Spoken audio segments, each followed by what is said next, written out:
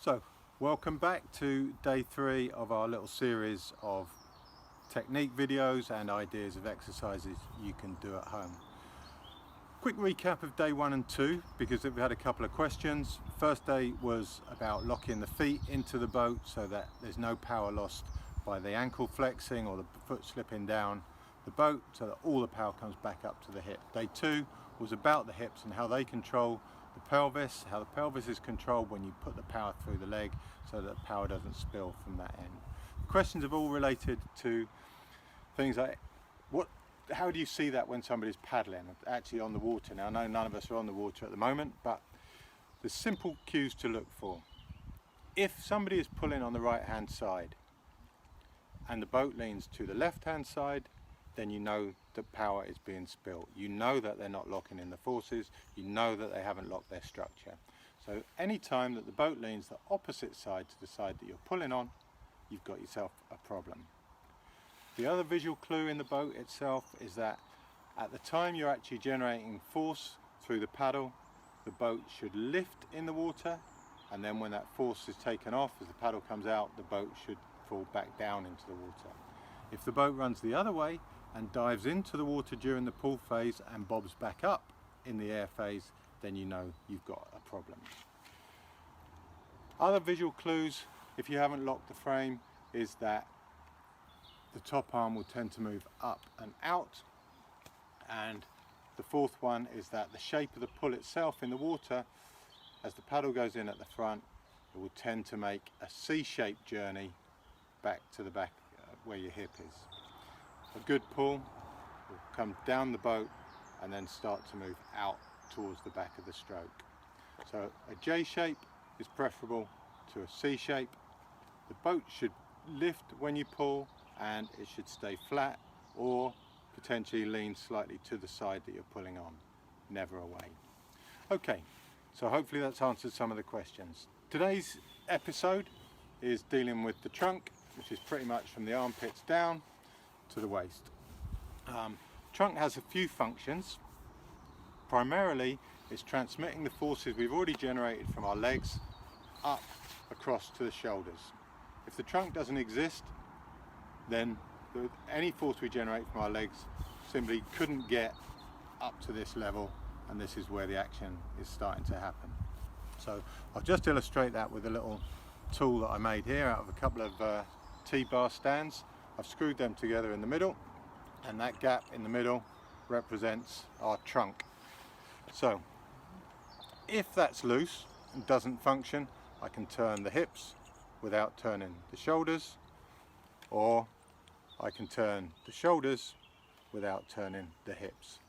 So in order to make that a more solid structure and a more efficient structure, I need to tighten up that core so that if my hips move, my shoulders move, and if my shoulders move, my hips will move. Okay, there's slight refinements around that, but that's the principle we're working to today. So the trunk transmits the forces from the leg, that's number 2. The shoulders are then generating their own forces, and those forces have to be resisted by the trunk. If I plant my paddle on this side, the water wants to push me this way, away from that paddle, and it's the trunk that has to bring me back up to vertical so that I can rotate. Why is vertical so important?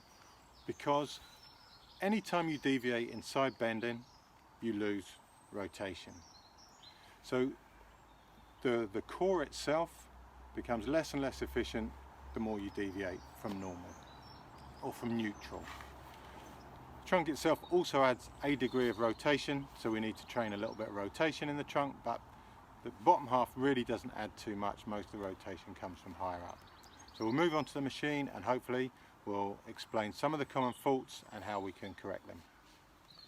Okay, so here we are on the erg again. It's a couple of things. Ideally, and this is very much a case of do what I say rather than what I do, because I've hit that kind of midlife crisis, middle-age period where I can no longer sit up straight, but the more straight you can sit and keep these spinal curves in their neutral, natural position, the more rotation you will have. Typically, the older and more male you get, the more you slump down and that's just something you need to work out. Primarily that's a function of how tight the hamstrings are. There are other components, but for people like me, it's most definitely a hamstring problem. So the first fault we're going to look at with the trunk is bobbing. You often see people bobbing when they paddle, and I'll try and, that's the other thing other people have asked me, can I show the faults and the correct thing on the now 10 years ago the answer to that would maybe have been yes, but now my coordination and my physicality might not be up to that, but I will give it a go. So bobbing, when people paddle, you see people lurching in and trying to bob and get to the catch, put some weight on the catch with the bobbing mechanism, and it's quite a dynamic mover, and it actually gives quite nice feedback because you really feel like you're jabbing in there. But the problem with bobbing is that the muscles that take your, the muscles that take your chest down to your knees are also the muscles that bring your knees up to your chest. We're looking at hip flexors and six-pack, one-pack, keg, whatever you want to call it, six-pack ideally.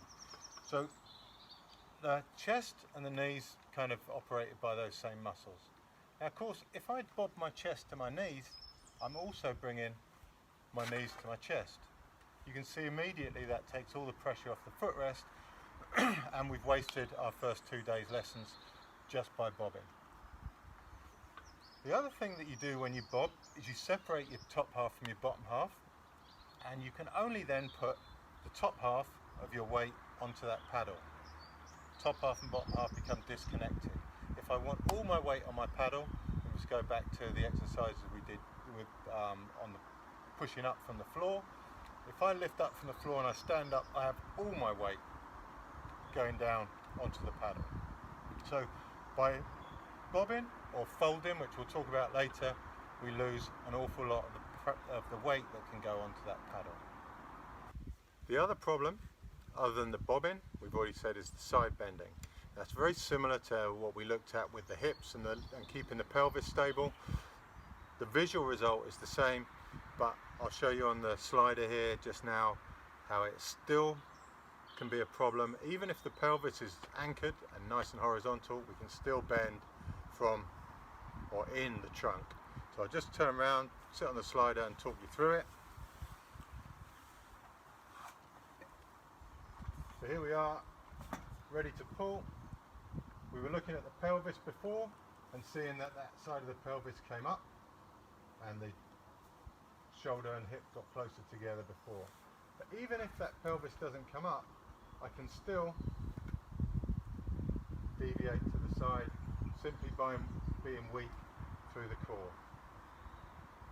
So it's keeping this line as vertical as possible, keeping this shoulder as far from this hip as possible, and to do that I need some strength through that middle section. So if when I load this paddle my trunk core isn't strong enough to resist that force on it, then we'll spill energy.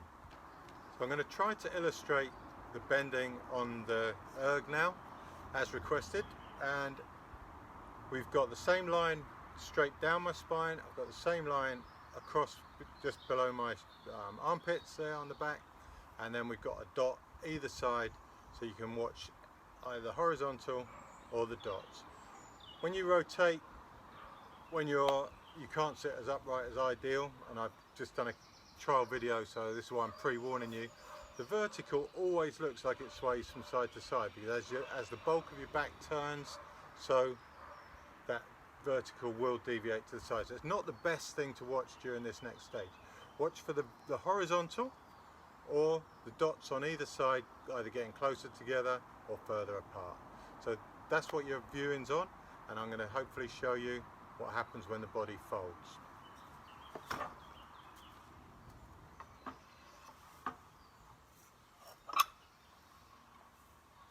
So I'm going to start with a few good strokes, hopefully, or the best I can do at least, and then we'll have a little break, do 5 or 6 good strokes, a little break, and then 5 or 6 bad strokes.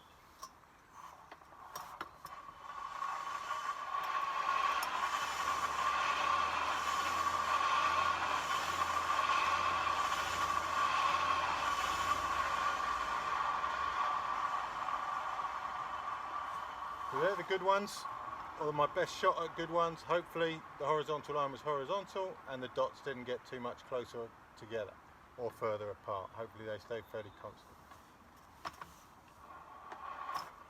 Now for the folding ones, and folding we're looking for the body just going left or right, and that spills the power out away from the paddle.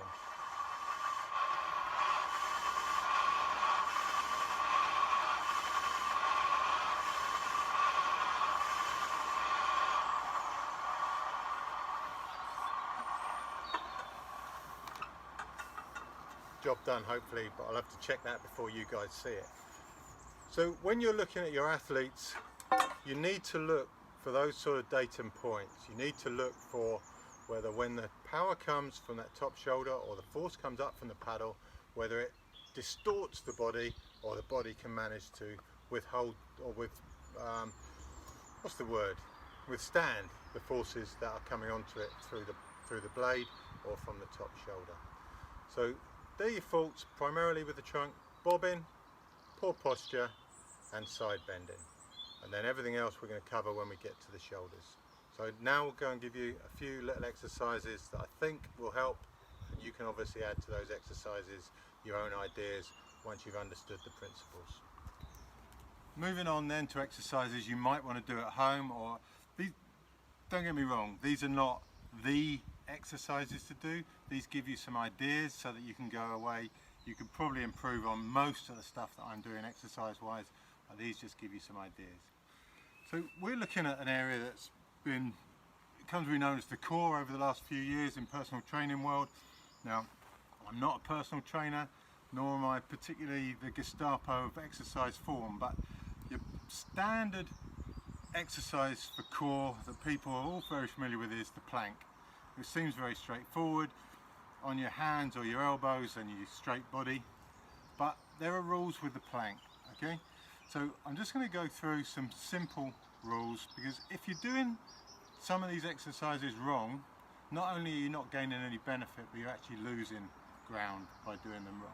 So I'm going to get down in a plank form. For those people who are professionals out there, this won't be perfect, it's just a guide. So I'm on my elbows, my toes, and we're looking at posture. So on goes the white stick, and that white stick needs to be touching on my sacrum, which is just at the top of my trousers there, somewhere around the mid-thoracic spine and the back of my head. And that's a nice, well, relatively neutral spine shape. The moment I start to round my back off, so my head isn't touching and my bum isn't touching, then I'm using muscles that I don't want to be training. So I need to be in that nice neutral shape, not up and not down from there, and holding those shapes. So that goes for pretty much any of the core exercises that you do, that you're familiar with. The key to getting the benefit from doing those core exercises is the neutral spine, and that's hopefully what we just showed you with the stick. So moving on from there, I got a couple of dots on me again. New dots every day, life doesn't get better than this. So dot here, dot there, and those two dots we're going to talk about as we do the next exercise. Next exercise is simple rotations. Now you can do those kneeling up like I am here just to get the idea, but the key when I'm doing my rotations is this dot doesn't get closer to that dot. Now as you start to want to load those, you can lie yourself down, you can lean back slightly, again dot and dot. I don't want them closing up and me rounding off, because then I get the hip flexors and the six pack involved. I want this gap dot to dot to be large, arms across the chest, and just rotate from the waist. Okay, obviously you can then go on to weight that or make it harder in any way that you find practical for you. Next thing, I'm just going to run across and get the ball.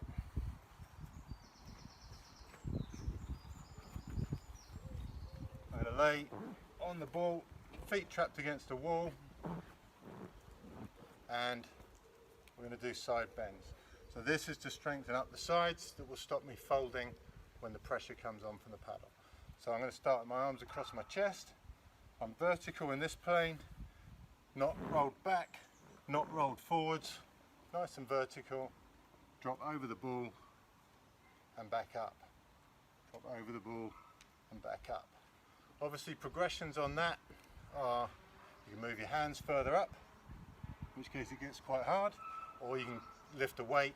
You lift a weight with arms extended. You can go as far as you like. If you haven't got a ball at home, you've probably got a sofa. The arm of a sofa probably does exactly the same job.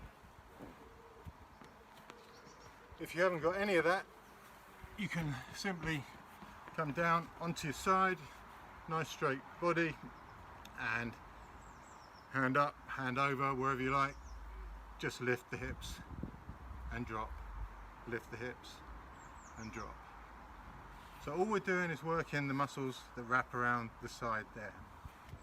Final exercise of today's, we've only done a few, but they're adding to the other ones we've done earlier. So this one is just rotation of that core area, rotation of the trunk. For this, I'm trying to keep my hips facing the same way. I'm not engaging my leg like we will on subsequent exercises or as we did earlier in the week. So hips are facing straight forward. Take up some slack in the bungees. You can have as many bungees as you like. I'm a 2 bungee type of guy, but you might be different, who knows. So I'm in this position, nice paddling position with that top arm just slightly in front of my chest, hand higher than my shoulder, elbow lower than my shoulder. Job's a good one, we'll go through that tomorrow. And from that position, leaving my hips facing forward, just rotate, rotate, and rotate. Okay? Key things when you're doing that exercise, and all the exercise we do, is you must look forward. Again, looking at the dots on my front, what I don't want to see when you're doing this is that it's so heavy that you have to lean on it and pull down, pulling down. We don't want the pulling down, we don't want these dots on the front to get closer. They must always be getting further apart as we do our exercises. And that's pretty much it on the front of the exercises today. So just to recap, we've now added in the trunk to the feet and the hips, and we're transferring force up to the shoulders, which will be tomorrow's episode.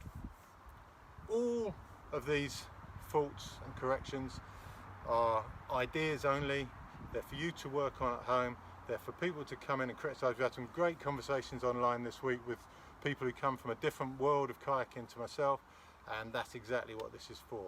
If we can all have the questions, we can all find the answers. So good luck with today's lesson. I will see you tomorrow, hopefully, if the weather holds, and we'll move on to shoulders, chest, and that combines pretty much everything then, and then there's just a little bit to do on the arms after that. Thanks for watching again, and I hope you keep enjoying them.